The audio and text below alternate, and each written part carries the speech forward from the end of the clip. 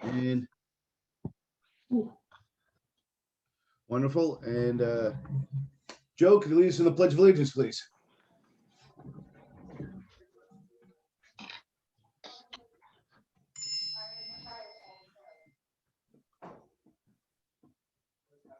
Hey, Joe.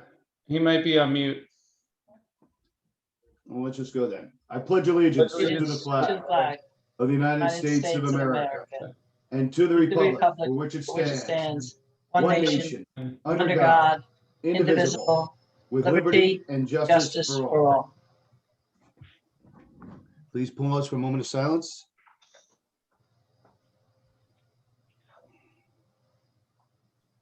Thank you. In accordance with the provisions of the Open Public Meetings Act, public meetings may be held in person or by means of communication equipment to include streaming services and other online meeting platforms. Due to the COVID-19 situation, the Borough of Fairhaven's municipal facilities are closed to the public. This meeting is being presented to the Zoom meeting platform and being broadcast from Borough Hall, 748 River Road, Fairhaven, New Jersey. Public participation for this council meeting of May 24th, 2021 is available by call-in phone number or through the web conference Zoom. Members of the public will be on mute until public question comment time, which will be announced. At that time, the public has the opportunity to question comment by phone or through the Zoom by the raise hand button and will be called on at the appropriate time. Notice of this meeting is included in the schedule of meetings, which was adopted by resolution number 2021-13 and sent to the Asbury Park Press, the Tuver Times, the Hub, and the Star Ledger on January 7, 2021. Posted on the Borough website, the bulletin board in the municipal building, and has remained continuously posted as required under the statute. With adequate notice having been given, the Borough Clerk is directed to include this statement in the minutes of this meeting. Allison, roll call, please. Council members Christner Keefe, Here. Hotch, Here. McHugh, Neff, Here. Rodriguez. Okay. Here. First up, we have resolution 2021-140 executive session property acquisition. Let's see, whereas the Open Public Meetings Act, PL 175, Chapter 231 permits exclusion of public meetings and certain circumstances, and whereas the public body is of the opinion that such circumstances presently exist, whereas the governing body may wish to discuss the following matters: acquisition of property, Fairhaven Road. May I have a motion? Motion. May I have a second? Council members Christner Keefe, Yes. Hotch, Yes. Neff, Yes. Rodriguez. Yes. Okay, good. We will now be going into executive session. Not sure how long this will last, but we ask that the public attendees please hang in with us, and we'll see you back in a little bit. Council people.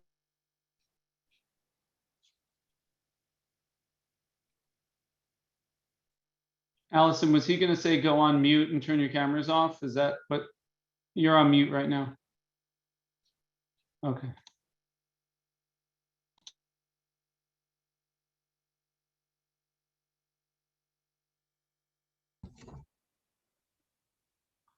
All right. Hopefully Mike will be joining us soon. All right, so we had a tremendous victory at RFH the other day.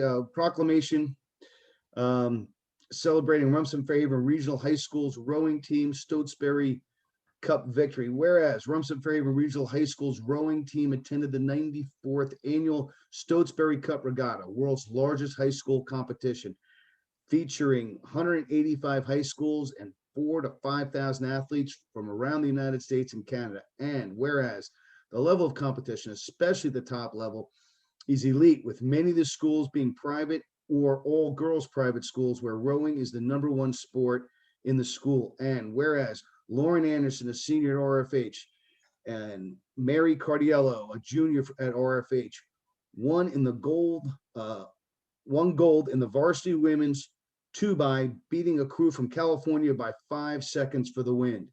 Miss Anderson and Miss Cardiello have committed to row at Rutgers University. Their team is currently ranked 7th in the NCAA. And whereas this gold win is a lifetime achievement for both girls and the RFH rowing program, now therefore be proclaimed by the mayor and council of the Borough of Fairhaven that recognizes the hard work and dedication to success that it takes to accomplish gold status, and congratulates Lauren Anderson and Mary Cardiello, head coach Andrew Hudson and his team on this lifetime achievement. Congratulations to the girls. That was absolutely outstanding. And we wish them tremendous luck in the future. I'd also like to add where the RFH rowing program is very unique in so much that it is supported by both of the boroughs. The rowing facility is located in Rumson, but when the teams go on traveling, it is actually a Fairhaven DPW vehicle that hauls the boats to their location. So this is a truly by borough effort to keep this program going, and it should be supported in the future. Again, congratulations to Lauren and Mary. And Mike McHugh's just joined us. Wonderful. Next up, we have a workshop session to fill the council member vacancy left by the resignation of James Banahan. I believe we have 3 candidates that have been presented by the Republican committee. I'd ask the council president, Chris Rodriguez. I believe we've agreed that we'll allow each person a few minutes to speak. Councilman Rodriguez, can we make a motion or do we need to listen to each of the candidates? I thought it'd be appropriate, just as a historical context, when I filled Amy Humphrey's seat, each person that was up for the appointment was able to make a comment. They can decline to make a comment too. I know Mr. Von Hurl was traveling to overseas and was not able to make it, but was still part of the process. Okay, terrific. So in the letter, I'll go in order as received from the Fairhaven Republicans, and invite Tracy Cole to speak for just a few minutes. I'm going to go ahead and allow Tracy, I'll promote her to a panelist so you can see her if she so desires.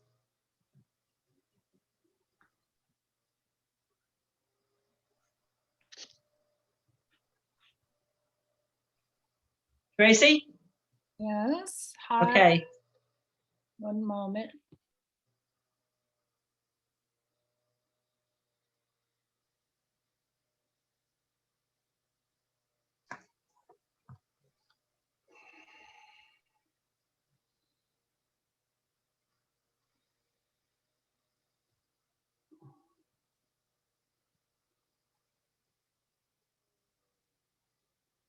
Sorry, Good evening. evening. You are being considered for the open council seat of James Banahan. Would you like to take a few moments and let us know how you think you would be of service to Fairhaven? Certainly. Serving on the council will be an extension of the work I've done thus far. My background in planning, landscape architecture, and downtown revitalization work might be useful to Fairhaven. I get along quite well with the other members of the governing body, and the council in particular. And I feel I could be a good addition. My heart's in Fairhaven, my kids are in Fairhaven, and thank you for considering me. You're quite welcome. Quite welcome. Next up, we have Sherry D'Angelo. Sherry, are you with us? Yes, I will promote her to panelist also.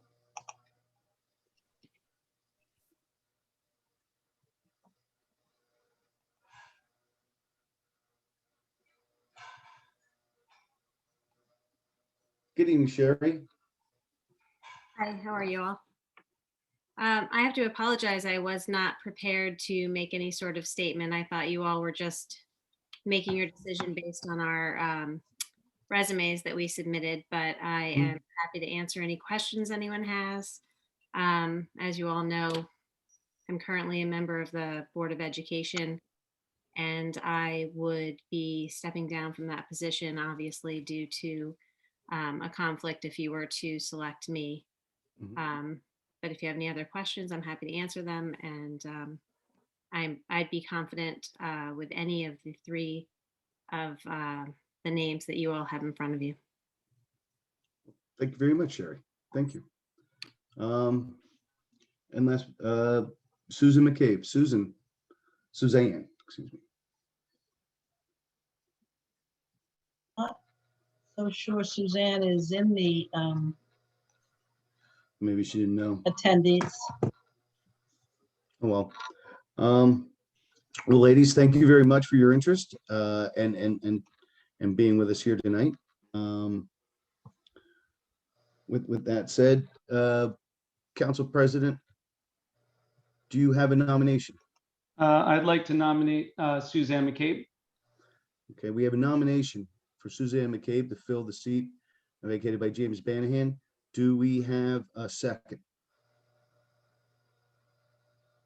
I'll second that.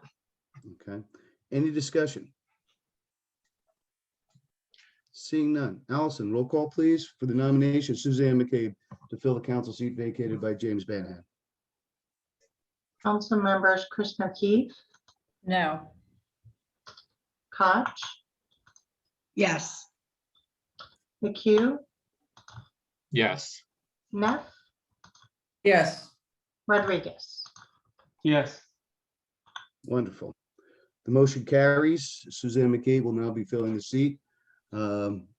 Teresa and Allison, I'll instruct you to notify Ms. McCabe and get her a package so she's ready for our next meeting. I thank Sherry and Tracy for being with here tonight and putting their names forward.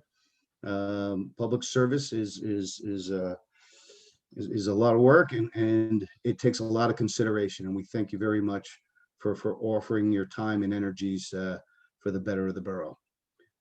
Thank you and have a good evening. Okay. Let me get back to. Here we go.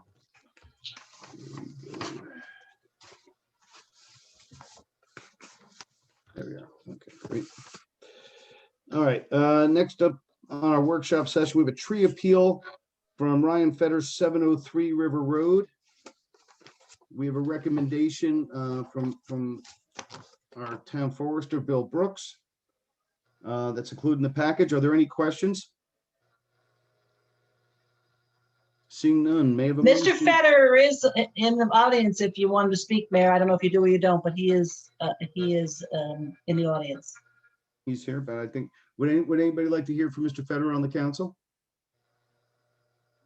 Seeing none, may I have a motion to approve the application as submitted? Motion. I have a motion. May I have a second? Second. Okay. All in favor? Say aye. Aye. Aye. Any opposed? Seeing none, the motion carries. Tree appeal from Navasink Fine Home Builders, 182 Oxford Avenue. Are there any questions? Seeing none. Oh, Have a motion- actually, I'm sorry, Mayor. I had some questions on this one. Yes, I saw the survey. I didn't understand where on the property the trees were located.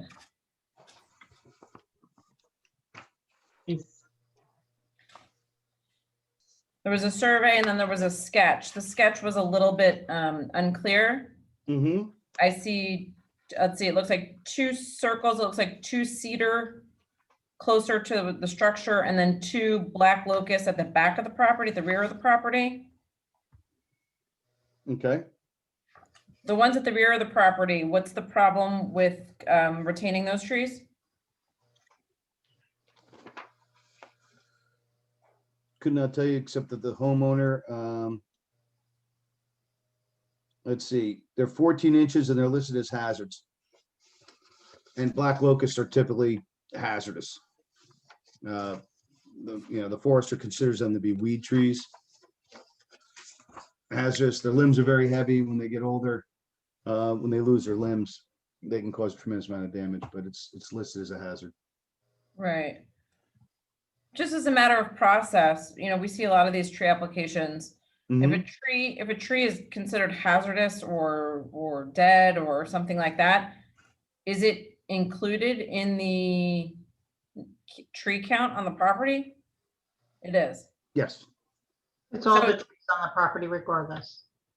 all the, Okay. so what, So What will- I guess the question is that our forester, our borough forester denies the application based on being over 20%, but then accepts it based at the appeal level based on hazard or dead or whatever.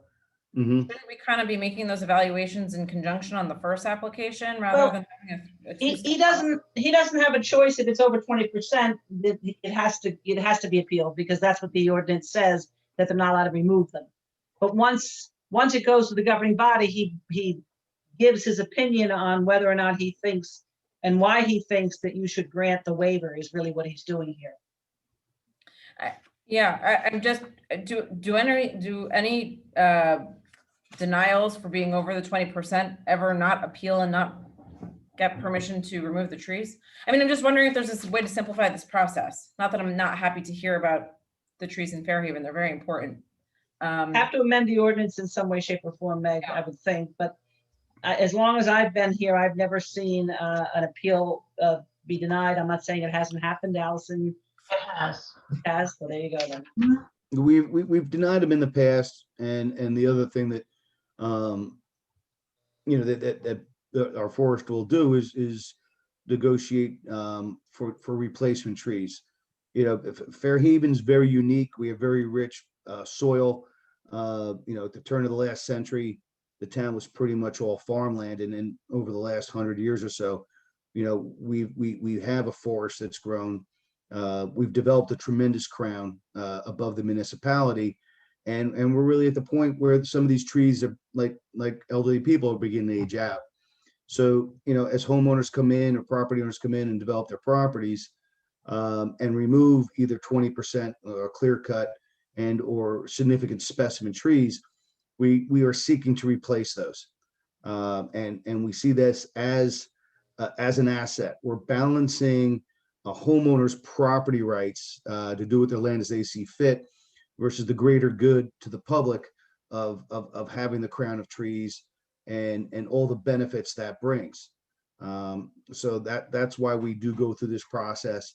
Sometimes it can see like, hey, every time somebody comes, we allow them to take the trees out, but typically in return, what we get is replacement trees, which will inure to the benefit of future generations.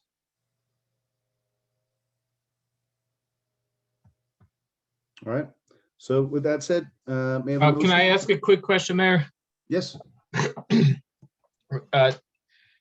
Having seen some of these applications, this one looks, seems to be a little bit more unclear than some of the other ones. So I'm looking at item 5, trees, description of trees to be removed, but I'm not seeing Any replacements replacement on this one? trees and diameters. Mhm. Are they proposing to replace these trees? Because the locust, I understand the danger with those, but cedars are a great tree and no significant danger there. So am I missing the replacement aspect, or is this just a straight clear cut? This might, Bill Brooks had spoken to them and requested 2 4-inch diameter replacement trees for this property. so And it's do we been know if they're requested- gonna do that?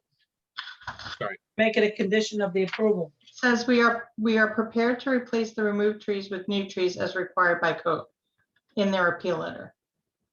Mr. Brooks's letter says that he only references the two trees in question that lie within the building envelope and to be replant 2 4-inch trees. So it looks like he's only recommending 2 trees. We permit them to remove 2 trees and replace with 2 trees, not 4. Right, So two trees. because they're, Because he deemed the other 2 hazardous. I'm not seeing that. The last page, Where? I'm sorry. it's dated January 27, 2021. 14-inch black locust, hazard NC. Okay, so, but the applicant was proposing to replace with 4 trees, but Mr. Brooks only mentions 2. Why would that be? Because I think he feels that he's taking the 2 down that were, I think what's gonna happen is the applicant already has, a landscape plan. So I think he's gonna put in 4 trees regardless, but considering he's taking down 2, I think Bill usually recommends, 1 for 1 when you're taking down 2, not including the hazardous ones.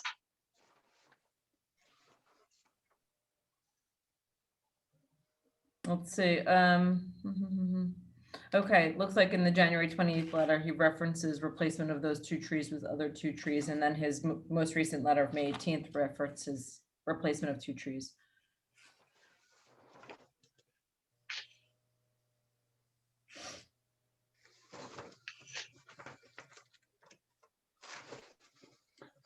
Okay. Meg, do you have any, No, I don't, no, I don't. any concerns? We'd like to hold this in, to our next meeting and get better clarification?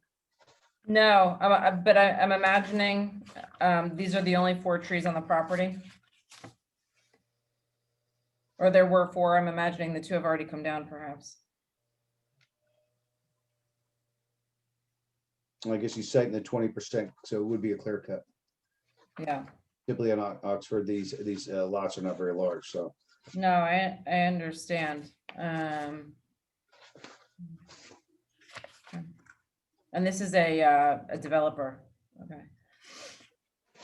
Right, and some of those trees were gonna be where their approved house is going. Understood. That's why the cedars are being removed. I mean, and just to the point of Councilwoman Keefe, can the council request more trees to be planted? 4 trees, since 4 trees have come down, they would like to see 4 trees planted.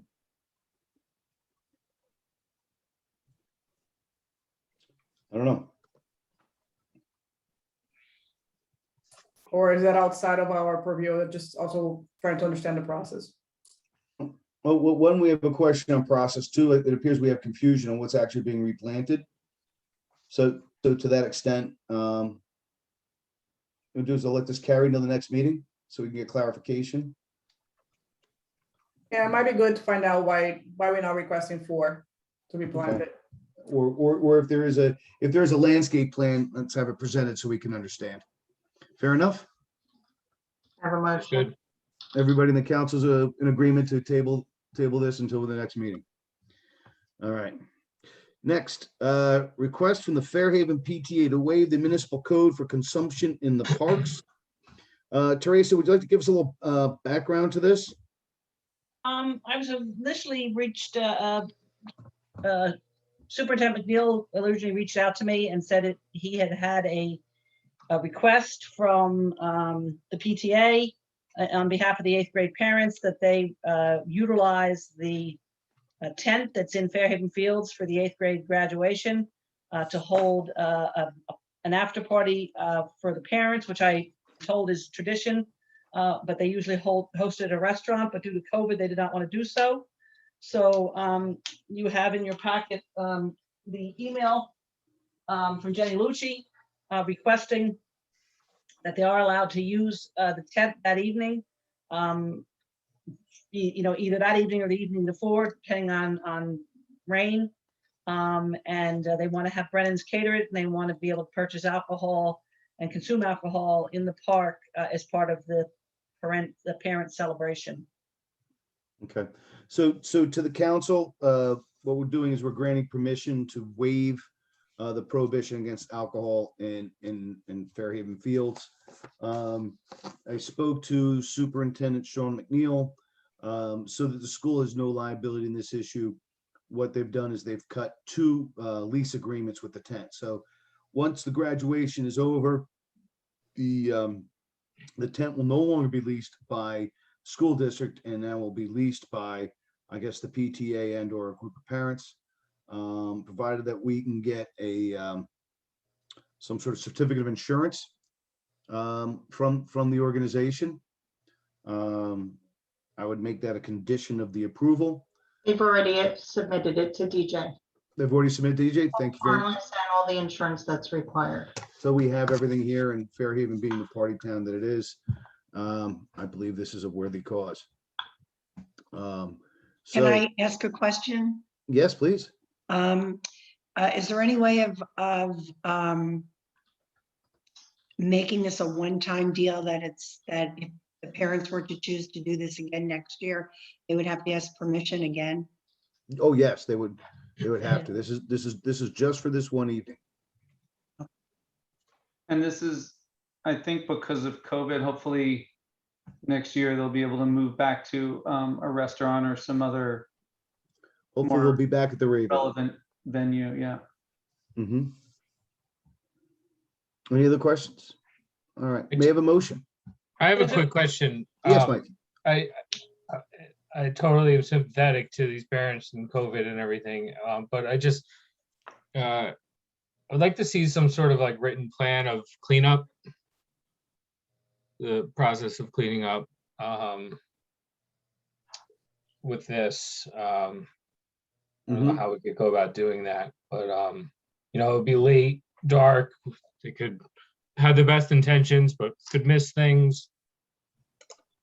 Mike, Anyone have I any think ideas on that? Jenny's in attendance, the Jenny Lucci, who wrote the letter, is in attendance, and I think she has her hand raised at this point. She may actually have ideas about that firsthand. Go ahead, Teresa, Jenny. please. Yes. Good evening, Jenny. How are you? Hi, I'm great. How are you guys? Wonderful. Thank you. Mike, to answer your question, we will have a committee. We've also put through, there's another form that DJ requires as far as extra receptacles. I spoke with him. He let us know that, they would be brought there, and there's a certain amount based on your event that's there. So we'll make sure, to the best of our ability, that everything's cleaned up. Brennan's will also be catering it, and they will be having servers there that will also clean up as they go. The event, just so everybody is clear, will be limited to this tent area. This isn't going to be an event that is taking place sort of on the grounds, and things won't be spread out like an Oktoberfest event or like a Fairhaven Day. Everything will remain in the tent, as well as the serving and consumption of food and alcohol. Nobody but Brennan's will be making any money from the alcohol. It's not a fundraiser of any type. It's purely cash bar. And that's because it is a PTA event, so we have to fall within their guidelines as well. Normally this takes place, as Mayor Lucarelli said, at Raven and the Peach years ago. We had it at Shrewsbury Yacht Club. We then had to move to Raven and the Peach. The only reason we did it this year is because we had no idea as to when the governor, of course today, would lift any of the mask requirements or anything like that. And having done this event 2 times before, I did not want to play mask police and have any enemies within the town. So we thought it'd be best and safest to do it outside. Being that graduation was outside, it was fiscally convenient for us to do because the tent would already be there, as well as a lot of the AV equipment. We do show the kids slideshow again at the event and things like that. The event is limited to only parents, not even grandparents or siblings, only parents of those graduating, those that are graduating from Knollwood. And after we watched the kids walk up 3rd Street, the parents would then go back to the tent. It would end at 10 p.m. where we would start cleaning up to then get back to pick up the kids for 10:30. Can I just ask a question on the fireworks? Would the fireworks be taking place between 10:25 and 10:35? We wanted fireworks. Unfortunately, the fire marshal kind of shut it down before really hearing the plan. So I have a few other fun things up my sleeve. Okay. So Sounds interesting. it's always interesting when I'm involved, Mike. Outstanding. Mike, any more questions? No, Jenny, thank you. Thanks for all you do. I see you're a teacher as well, and you certainly deserve it after this year. So congratulations to that class. Thank you. Oh, thank you. Thanks. May I have a motion? There's a resolution. There's a resolution. Resolution. Okay, we're good on the resolution? Yes, excuse me. Thank you. Okay, consumption of the parks. Request from the Jersey Shore Rugby to post lawn signs for their sign up late May to late June. Any questions on this? We have a motion? Anybody Do we know how Motion. many So moved. signs? I didn't see it. So moved. moved? What was your Thanks. question? Let me get a second. Anybody's got a second on this? I'm happy to second it, but I'm just curious how many signs. I didn't see it in the paperwork. Don't know. Usually it's about 8 to 12. They don't go too crazy. I think it's no more than 15 No more than 15, Allison? that he had requested. Then I'll second that. Okay. Then we got a second. Any discussion? All those in favor say aye. Aye. Aye. Any opposed? Seeing none.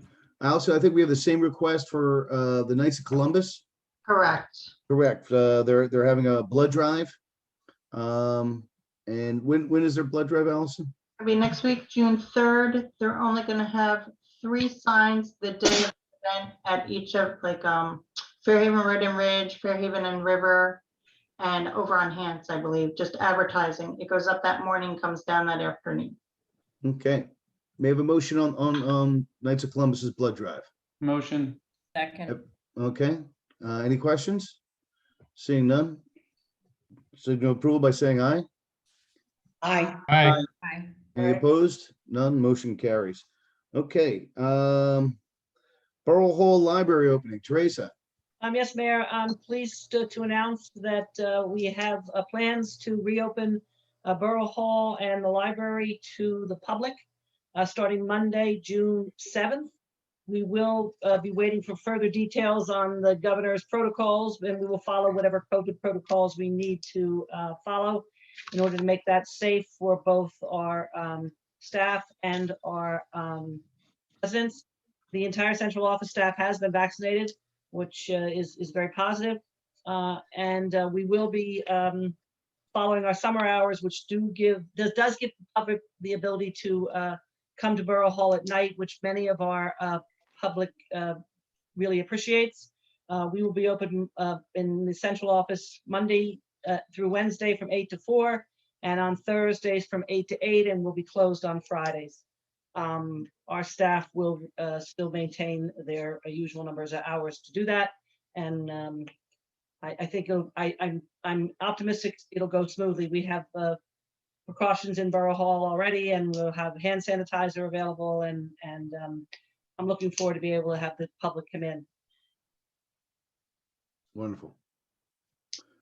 All right. That's excellent news. I'm actually very excited about that. Any questions? No? Okay, terrific. Let's go to public comments on agenda items. Motion open. Moved. All right, let's see. Of our 22 attendees.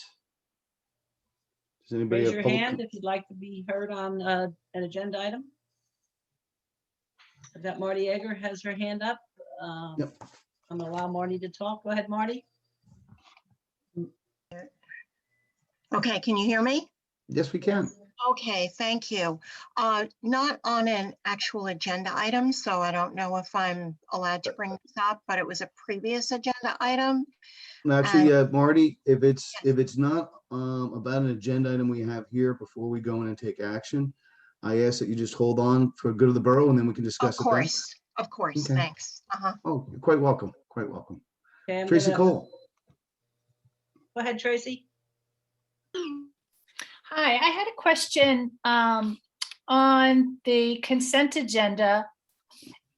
Two items. It looks like Mr. Goldstein's firm has an additional proposal or an amended proposal from additional work having to do with the garage. The resolution refers to an exhibit.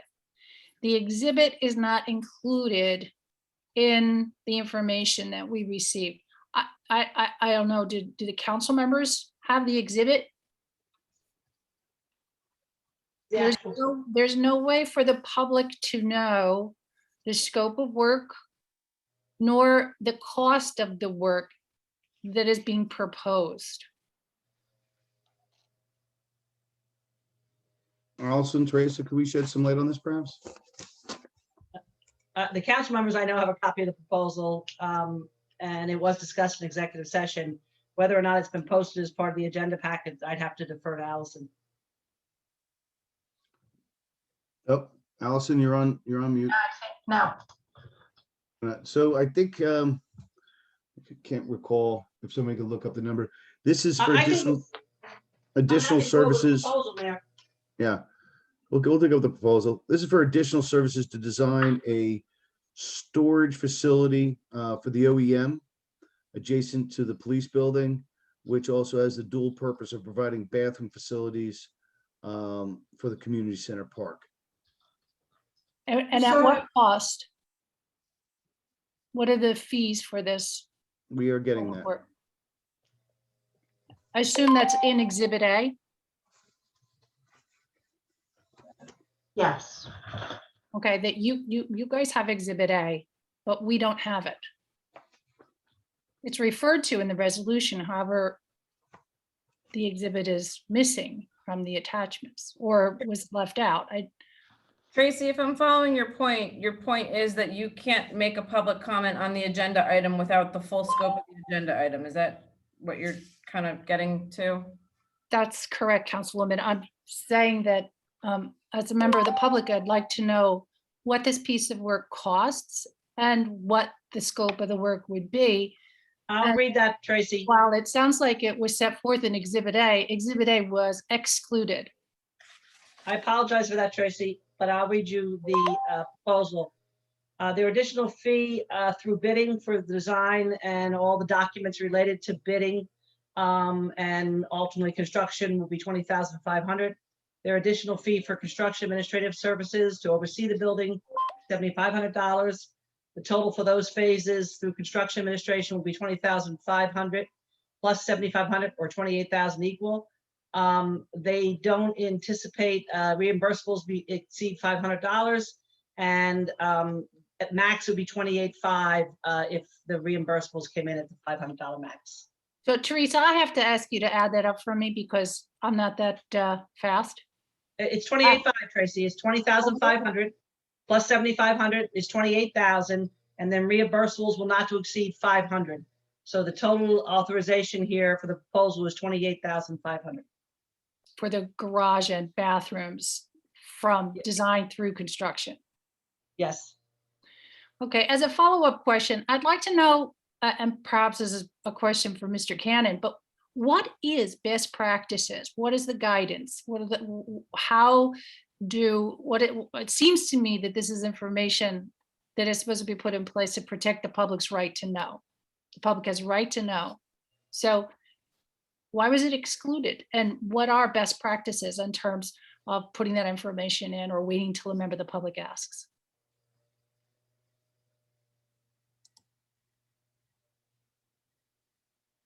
Who are you asking, Tracy? Well, I'd like Mr. Cannon to guide us if it feels like he'd be the most appropriate. On best practices? I'm sorry, with respect to what? I'm a little confused. If a resolution includes language that has the nuts and bolts of the governing body's action, it's supposed to be in the exhibit, but the exhibit is being excluded. So the Open Public Meetings Act requires only the publication of the agenda 48 hours in advance of the meeting to the extent known. There is no actual requirement or legal requirement for resolutions be published. Obviously, the public's opportunity to comment is right now, just like you're doing. And this meeting is where the sunshine happens. So there's really no legal requirement that everyone receive everything be published in advance. So if a resolution sets forth an exhibit that stipulates the scope and or cost of a project, it's not required to be in the resolution? Some municipalities only publish the agenda, not the attachments. There's no requirement to do it. We just do it as a courtesy. And you can open request the resolution, which will have the attachment. So, okay, if you want to do it that way. So So I just want to chime in for 1 second. Tracy, I hear what you're saying, and this was touched upon in the last meeting with the publication of the agendas Thursday or Friday prior. If you only receive it then and you want to open request a document that's contained therein, you're not going to get that open response until after the meeting's already happened, and by then you've not had an opportunity to look at the document we're talking about. If memory serves me, and maybe one of my other council members can back me up, one of the trainings we attended discussed as agendas and packets and what's included, what's not, what's public, what's not, things like that. And I remember at least one portion there was one case that discussed what should be included, and it, they recommended, or, the idea of over inclusivity, if there's supporting documents, it's, why wouldn't we want the public to have them? It's better, more transparency, that sort of thing, as obviously, as long as it's not something subject to executive session or personnel. So I'm of the mind that we should be including as much as we possibly can in the packets that are posted on the borough's website. I realize with the current agenda timeline, it's not all that feasible, and might not be feasible, might be more difficult, not to place any extra burden on Allison, who is responsible for the agenda and putting these packets together and making sure they get to all the council members. But again, in conjunction with what you're mentioning, I'll just renew my request that we try to set a more, a longer lead on these agendas and the information contained therein, so both the public and the governing body members have the opportunity to review everything. So I hear what you're saying. I think that it would only be fair for the public to be able to review these contracts as well, or these proposals as well, to understand what the governing body is voting on. Yes, thank you. Conceptually speaking, Meg, I understand your point. Obviously, once the agenda is published, Allison scans the documents and emails from the governing body. We certainly can post the backup on the website as part of the agenda. Once it's on the agenda, it's a matter of public record regardless, I believe. So if, I'll defer to the council or the clerk to weigh in, but, conceptually speaking, I don't have an issue with it. Could you explain what you just said? Are you going to put the backup documents on the website? I said I don't have a problem with the concept unless the attorney or the clerk want to weigh in here with a reason why that wouldn't be practical.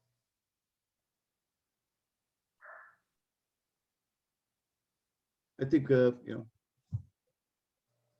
that would be a great idea. We don't have to wait till the meeting, and I don't have to ask awkward questions about, it's just the business of the government. It'd be helpful to have a way to look it up and not miss an opportunity, through the open request. Since the agenda gets to us on Friday, we really don't have the time to submit an open request in advance of the action. So I would ask you to seriously consider your suggestion, Teresa. That may be very helpful, and it would improve the transparency.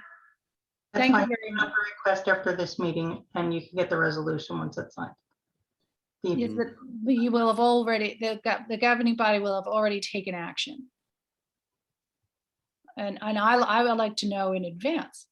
That's fine, Tracy. We'll post it. Thank you.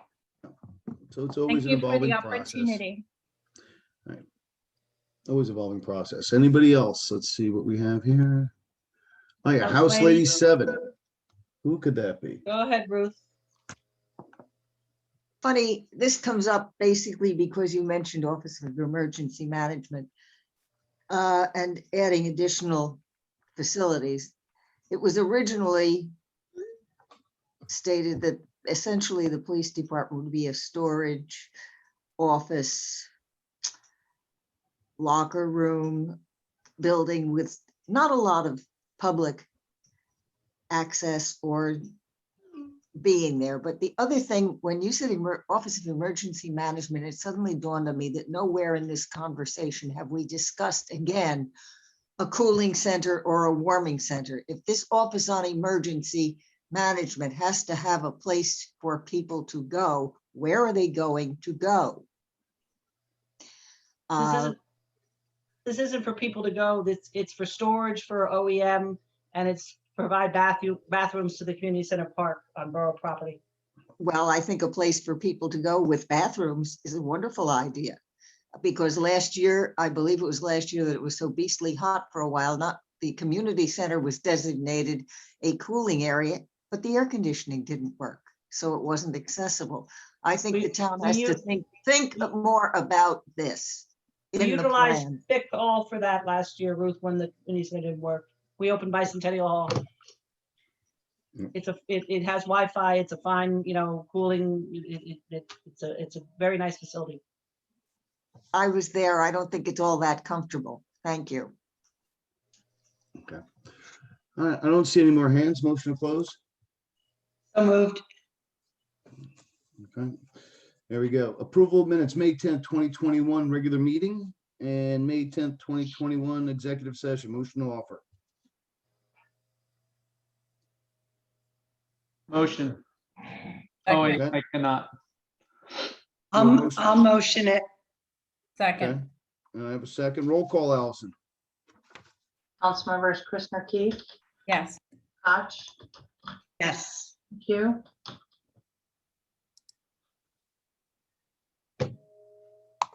Sorry. This is on the consent agenda items? it's on approval of minutes. Minutes. This is just on the minutes. Oh, yes. Neff, Yes. Rodriguez. Yes. Okay, old business, hearing adoption of ordinances, 2021-06, amend the fair share housing ordinance. May I have a motion to open public discussion. Motion. Motion. Second. I have a motion and a second. Would anybody like to be heard on this ordinance?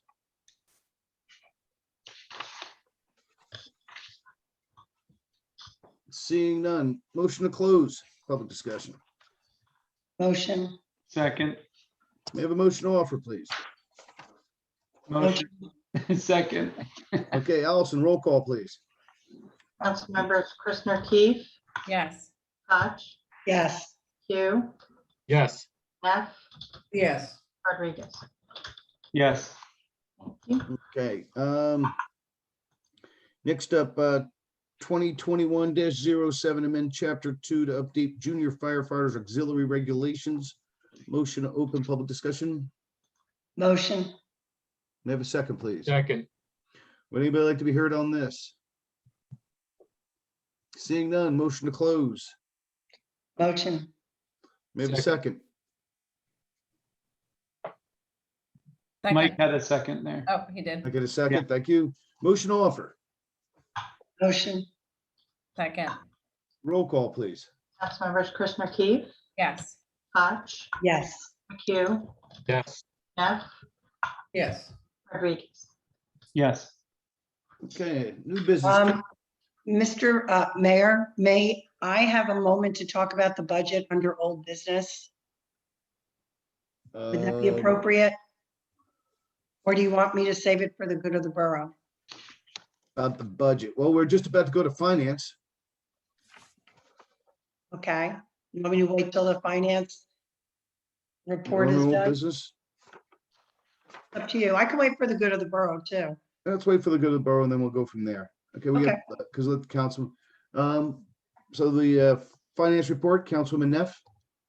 I was gonna ask if Teresa could just remind everyone of the schedule for the budget approval. The finance committee is focused on that. Also now in June, we are scheduled to meet and start laying out the grounds for trying to begin a multi-year planning, of more detail, as we've discussed in prior meetings, trying to see if there's a way for us to budget over a longer period of time and better understand the needs of the different heads and departments so that we can see where we can make improvements. Teresa, do you want to? Schedule-wise, the budget was scheduled to be advertised today, May 24th, as introduced. The public hearing and the adoption are currently scheduled for June 14th at this juncture. Okay. Thank you, Laleen. Personnel, Councilwoman Christopher Keith. Personnel, the only item I will share is that we had a new borough employee begin today, sorry. Today. So we'd like to welcome Nancy Britton on board and look forward to her getting settled in. Terrific. Planning and zoning, Councilwoman Koch. Our next zoning board meeting is scheduled for June 3rd.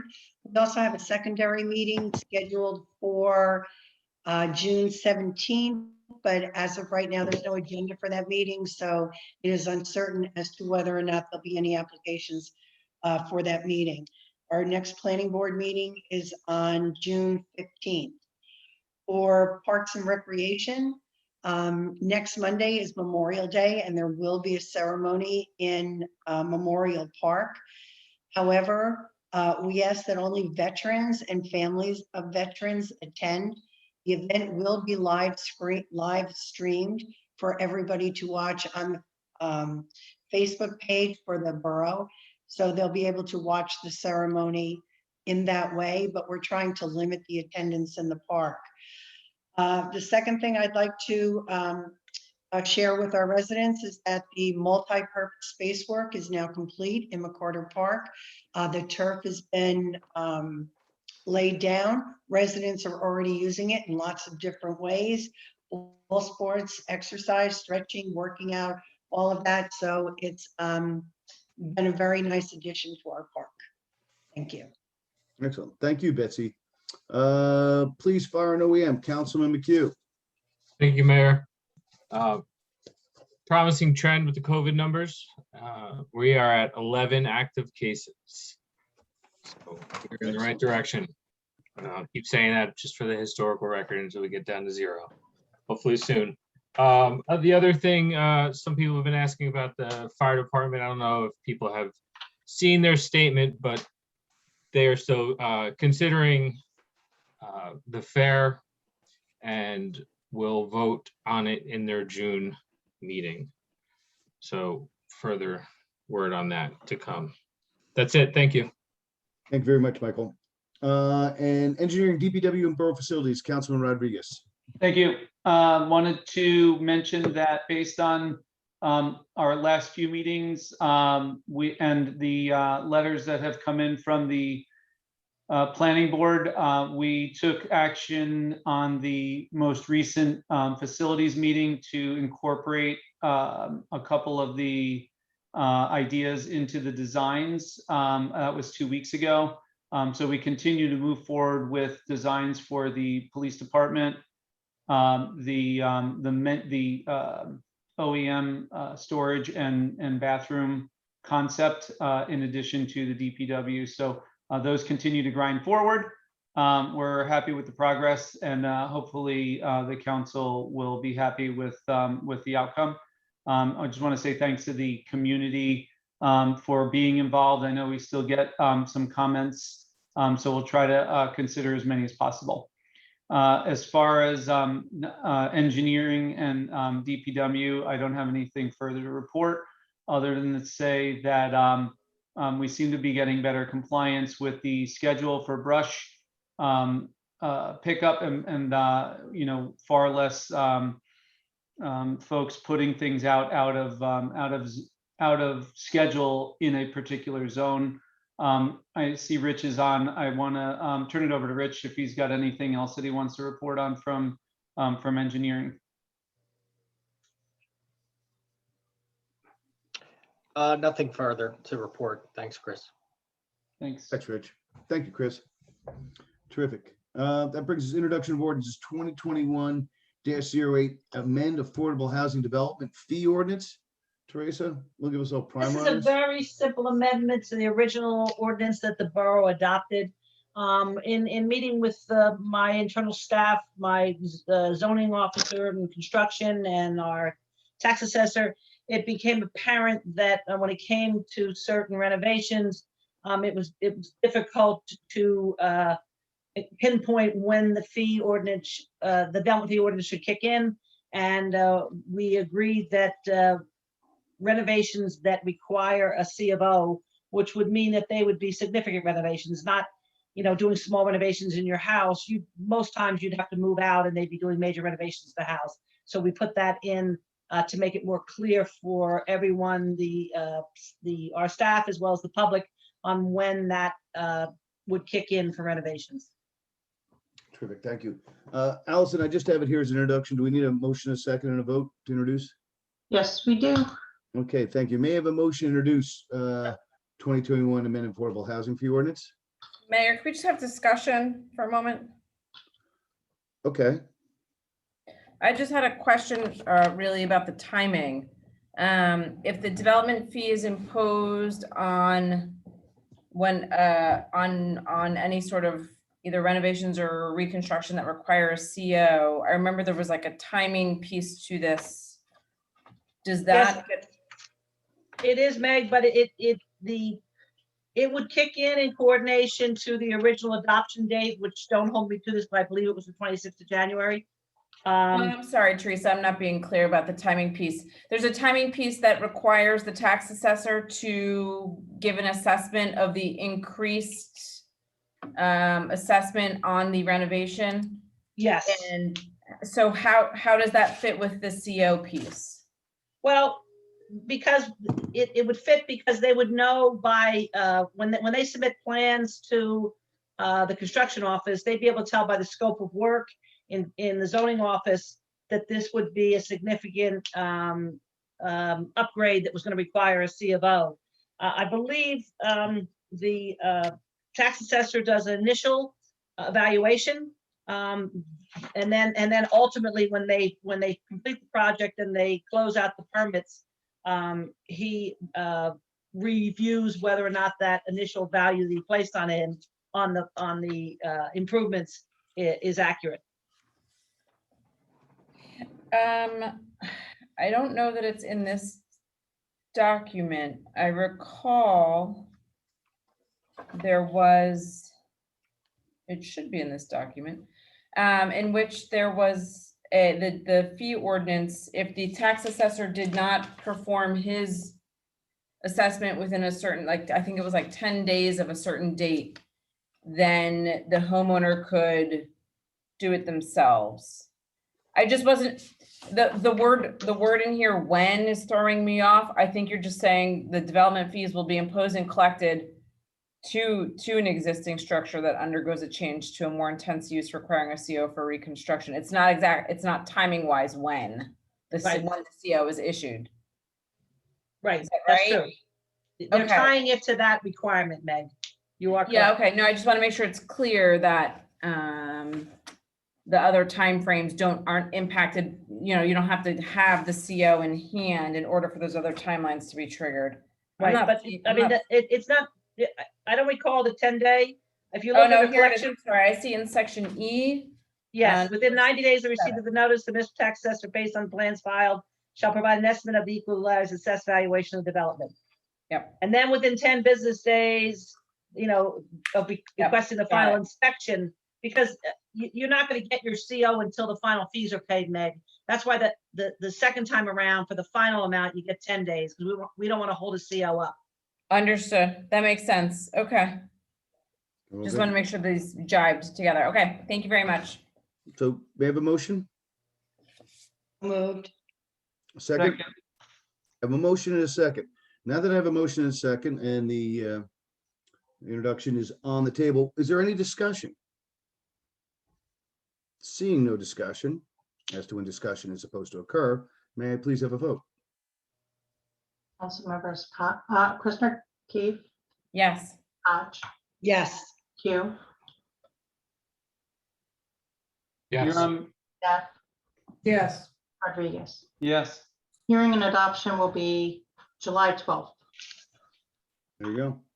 All right, consent agenda items, resolutions. We're gonna remove 2021-151 from the consent agenda. So 2021-142 through 2021-150. May I have a motion? Motion. Moved. Second. I have a motion and a second. Roll call, please. Council members, Christopher Keefe, Yes. Hodge, Yes. Q, Yes. Neff, Yes. Rodriguez. Yes. Okay, great. 2021-151. Councilperson Rodriguez is required to recuse himself as he's a member of the board. May I have a motion to offer? So moved. May I have a Second, second? I have a motion and a second in discussion. Seeing none, Allison, roll call, please. Councilmembers Chris McKeith, yes. Koch, Yes. McHugh, Yes. Neff, yes. and Rodriguez is abstaining. Wonderful. Department reports, April 2021, Police Department, Municipal Court, and budget status. Motion to accept as submitted. Motion, May I have a Second, se- Okay, wonderful. Go to the Borough, motion open. motion. Second. All right. Betsy, I think you'd like to be heard about the budget? I do, and I would first like to say thank you to our Borough Administrator, Teresa Casagrande, our CFO, Colleen, our Finance Committee, who I knew put countless hours into producing this budget. And I actually spent some time this weekend looking over it, going through it. And I would just like to offer a few suggestions as to how we can perhaps reduce some of the financial burden on our residents. Recent councils have been very successful at holding the annual increase from year to year at about 2.5%. This year's municipal budget reflects an increase of more than 5%. And I find this unacceptable. And I think while I've been told that this increase translates to about $15 per month per average household, which I think now is about $885,000. It doesn't seem like a great deal of money, but that only represents 22% of our budget. That $15 represents municipal increase. We still don't have the final numbers on our Fairhaven Board of Ed, the RFH Board of Ed, or the county. So I think that our tax bill is probably going to be a lot more than just a $15 a month increase. So I respectfully would like to propose to my fellow council members that we look at some cuts that we can make to our budget, especially as we are going to be taking on a lot of new debt next year as we prepare for the DPW and the police department projects. So a couple of areas that I have identified as potential opportunities to reduce the budget. While we can't talk about it in public, during executive session, I would like to propose some cuts in salaries and wages, which amounts to $60,000 to $70,000. I'd like to reduce our IT costs by about $10,000. This year, IT went up 150%, which is a huge increase over last year's budget. We do have reserves that we can tap into for perhaps maybe $50,000 or $60,000. If each commission and or committee could reduce their needs or wants by $2,000, this could generate, while it's not a great deal of money, it could at least generate about $150,000 in savings for our residents. I also would like the mayor and council to consider creating a new committee, a capital needs committee, to review some of these line items. So thank you. Thanks for your time. And again, I appreciate all the work that the finance committee has done on the proposed budget. Thank you, Betsy. All right. Any other council members? Look at the Borough. Seeing none. I don't see- I Council have one. Rodriguez, Mayor. Sorry, you're being blocked by my attendee chart. Go ahead. I just want to share my screen for a second, if it's okay. Can I do that? Yeah, go ahead. So some of you might notice my hair is a bit shorter today than it was yesterday. My daughters, Elizabeth and Isabella, have both donated hair in the past. If people were wondering what the heck was going on with me over the last year or so, I was trying to take something positive away from a dreadful COVID and quarantine situation.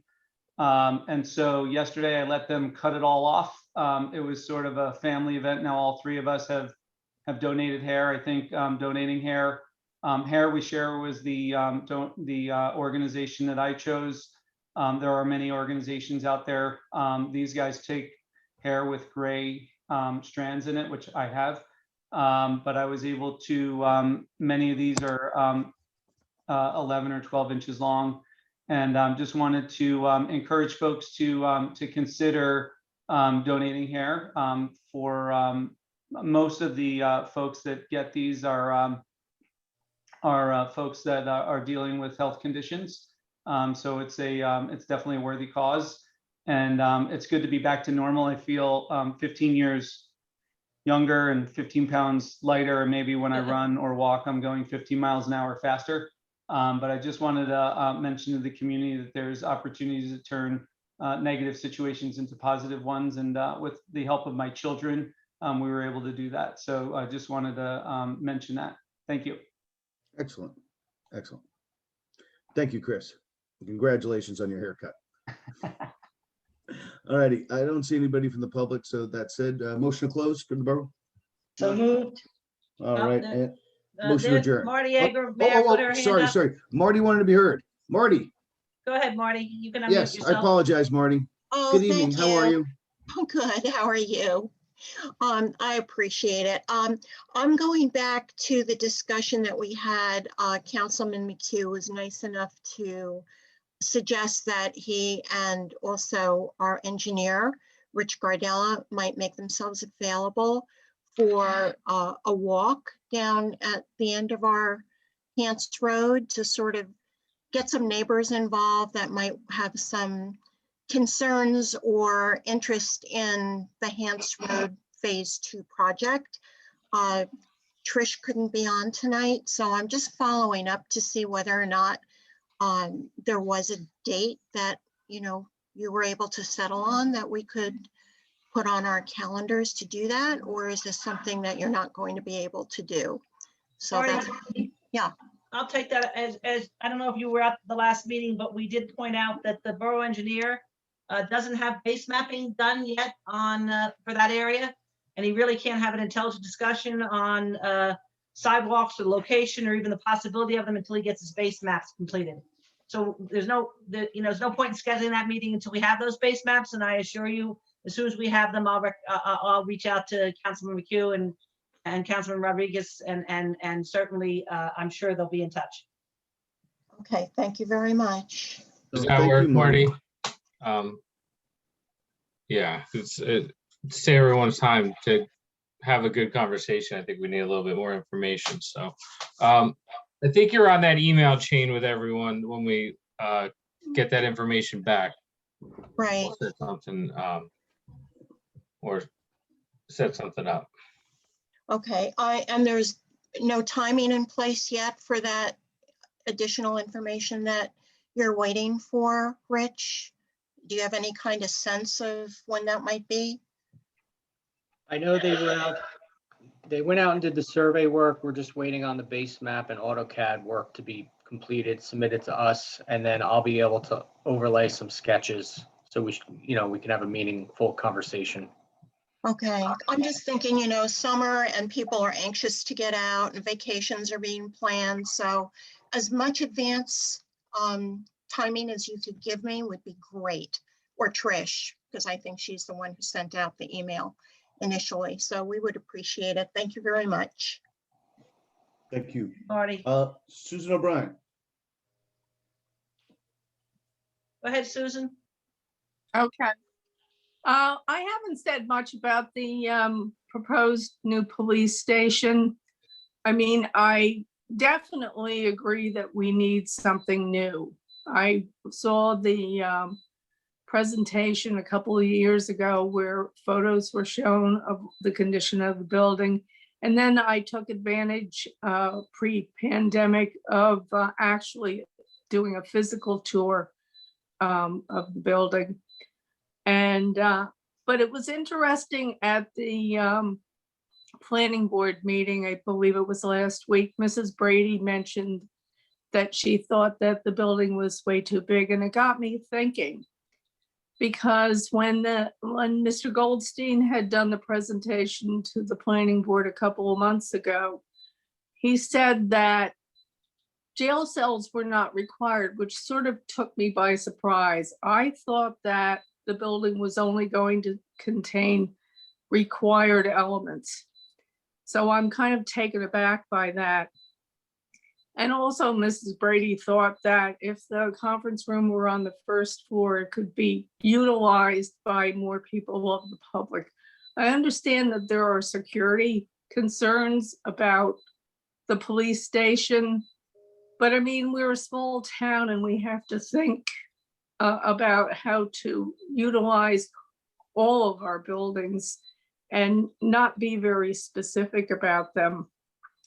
And Ruth brought up an interesting observation before, because she said that where would our cooling or warming location be once we can't access the community center? And I believe somebody said that Bicentennial Hall could be used. Does Bicentennial Hall have air conditioning? Yes. Yeah. It also has a generator. It does have a generator. I wasn't sure. Because that also was something that had crossed my mind in the past. So I am a little concerned about the size of this thing that I approve of. I guess there's no way to shrink it a little. The police station, that is. We, we went through many iterations. We try to keep it as economical as possible. We relied on the police programming and the architects and the engineers and professionals that we've hired. We think we've got a really good plan. We've got pretty firm plan at this point. Chief, do you want to make any comments about whether you have excessive space or whether it's the right size for what you need now and in the future? Sure, Councilman. Susan, I heard that comment the other day also. I watched the planning board meeting, and I think when Eli said that, it was kind of taking a little out of content. What he was saying is there's no requirement to have anything. And like when you said about the jail cells, what he was saying, there's no requirement to have them. But if you have a police department, you have to have jail cells that, we're gonna have jail cells, not saying that anything's required, just like every room is an office. But, in the new building, we're only gaining one office and a training room. Other than that, it's pretty much what we have. The square footage sounds large. It's larger than the other one, but a lot of it's eaten up in the staircase, the whole entire basement storage for the borough. So right now we're in about 3,700 square feet. And the actual usable space in the new building will be somewhere around 5 for us.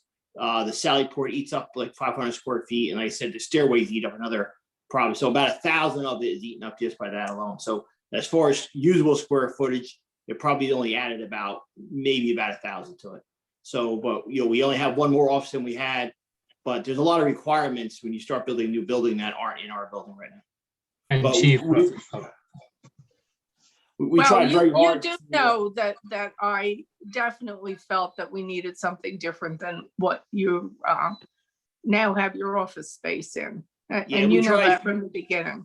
Yeah, what happens once you start building a second floor, a lot of the space is eaten up, like I said, in staircases. That you're required to have an elevator because it's a public building. So a lot of that was eaten up, and we tried to do one floor, but it just doesn't fit on that property. So once you go to the second floor, there's a lot of space. But we added in, right now we don't even have a second locker room for female.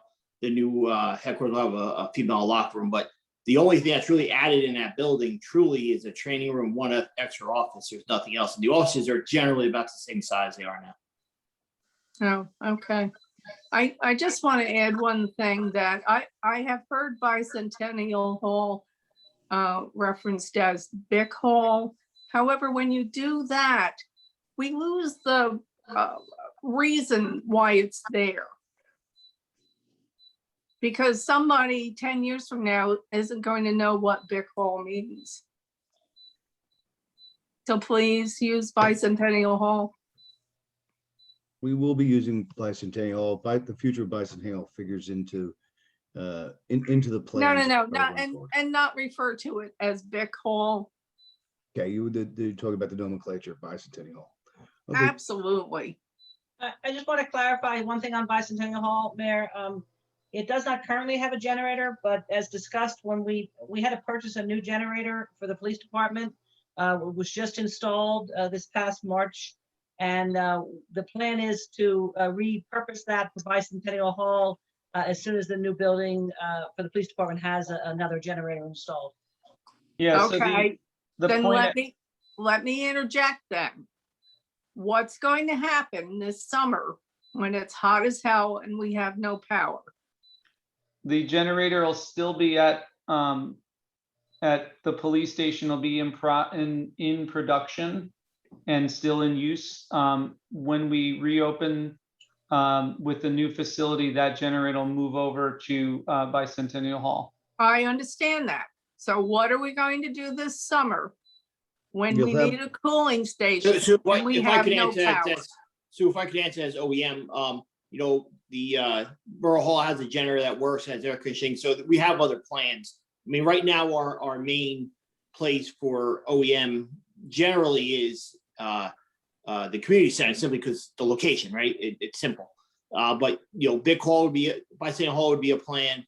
The Borough Hall in the courtroom downstairs, it's all generated and air conditioning. And I think this past summer when we used it for a cooling station, I don't even think the power was out. We just opened it up for people that didn't have air conditioning. But we have a plan that it goes out. And like Councilman already said, this summer, I don't have any reason to think that we still wouldn't be able to use community center for majority of the summer, if not all the summer. But we would always make sure we had a place. You know, the firehouse also has a generator, air conditioning if it came down to it. Church of the Nativity have helped us too in a pinch, so. Okay, well, I'd rather have a plan in place than be in a pinch. No, so we do have I do have a plan. Like I said, it's Okay. because there's times like the example was last year. Somebody mentioned that the air conditioner in the community center wasn't working. If you remember, we had no power during that storm in August, and the air conditioner wasn't working. And we opened up Big Hall, Bicentennial Hall that day, and actually nobody went there, but we did open it up. Right. Okay.